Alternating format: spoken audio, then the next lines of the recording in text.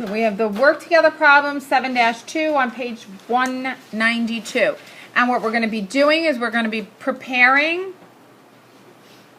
the balance sheet for our company Ken's Carpet Cleaning as of the month ended April 30th of the current year. And we're going to use the information from our worksheet columns, the balance sheet columns of our worksheet.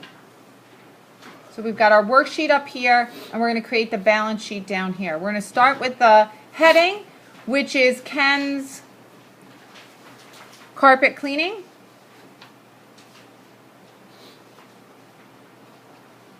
And we're dealing with a balance sheet. And we're going to be dealing with the date of April 30th of the current year. And we start with putting on the left side of our balance sheet, centering our heading for our assets, and then taking these individual categories of assets, which starts with cash and goes to prepaids. So you clearly have to know which of your accounts are your assets. You clearly have to know which of your accounts are your liabilities.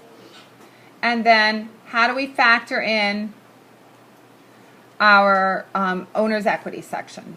Okay, so we've got our assets, we've got cash, petty cash, accounts receivable, Betty Russell, accounts receivable, Charles Healy, supplies,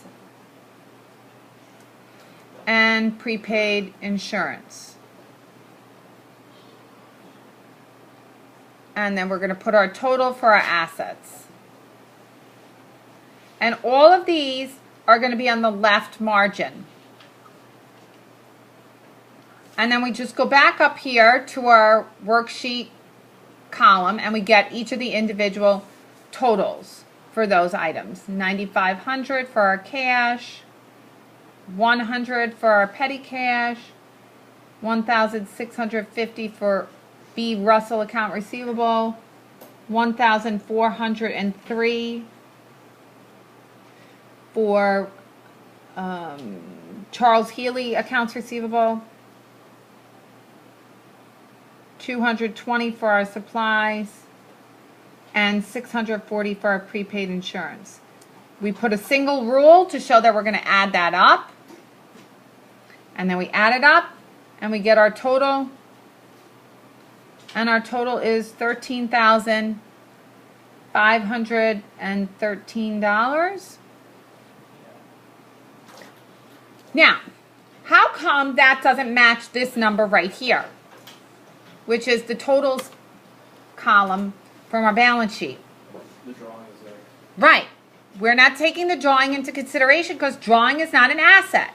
We're going to use that in our calculation of our owner's equity. Okay? So now let's go back over here and we do our liabilities.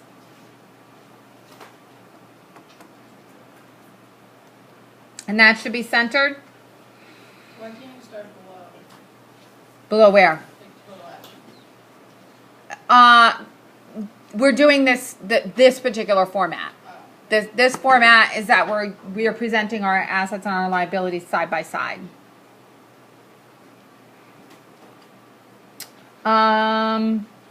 Accounts payable, Lindgren supplies, accounts payable, taxes by Thomas,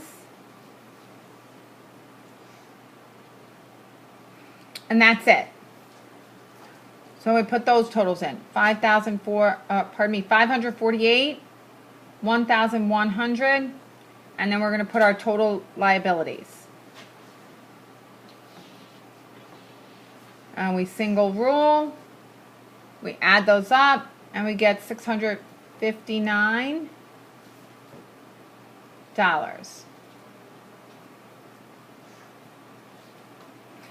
Then we put our owner's equity title in the middle. And we have K. Cherniak Capital. K. Cherniak Capital. And this is where we need to do a calculation.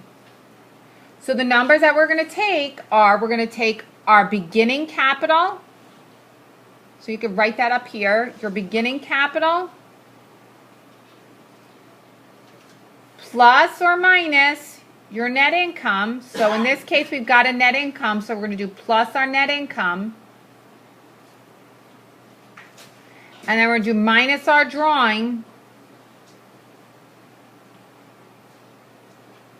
Minus the drawing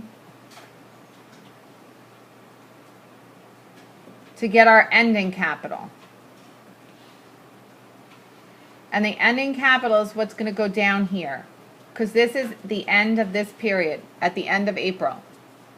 So our beginning capital is going to be 11,810 plus net income of 1,899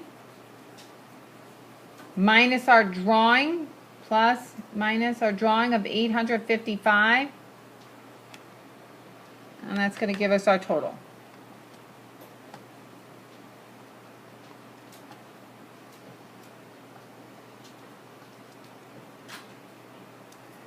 And our total should come to 12,854.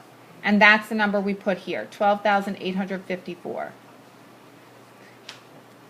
Now, we've got an extra line here, so we would skip this line and put the total of our liabilities and owner's capital down one line so that it ends up on the same line, same line as our total assets. So total liabilities plus owner's equity. And we single rule, and we add the 659 plus the 1284, and we should get our 13,513.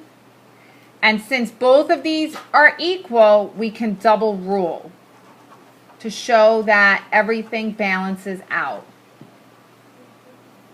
Okay? And that's all there is to doing the balance sheet. So you guys can